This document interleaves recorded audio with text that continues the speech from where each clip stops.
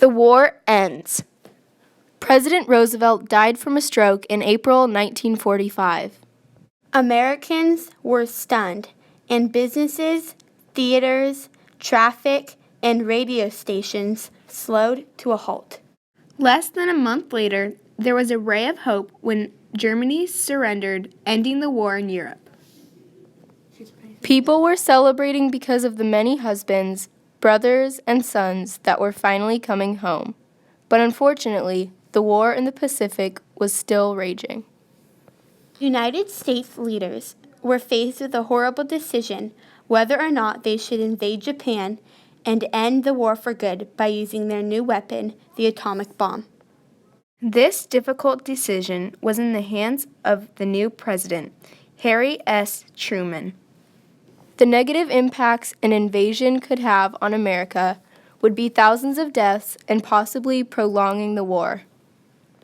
On the other hand, it could be an opportunity to bring a quick end to the war.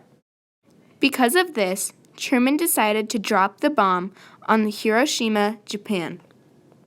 The bomb destroyed the city instantly and killed more than 70,000 people. Still, the Japanese did not surrender.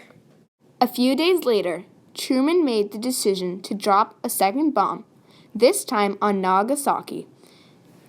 3 months after the peace treaty was signed in Europe, Japan finally surrendered. All of America celebrated once and for all. War brings social change.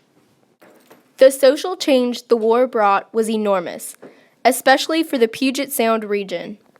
Because of the war, Seattle was transformed into an industrial center that brought migrants from all over Washington. One part of Seattle's population that greatly increased was its African American population.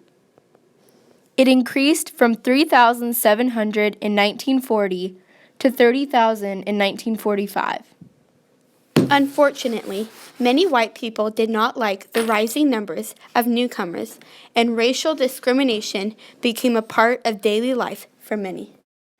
The demand for housing increased with the rising population, and people were forced to live in chicken coops, garages, empty service stations, tents, and cars. After men went overseas to fight, there were not enough workers on the farms.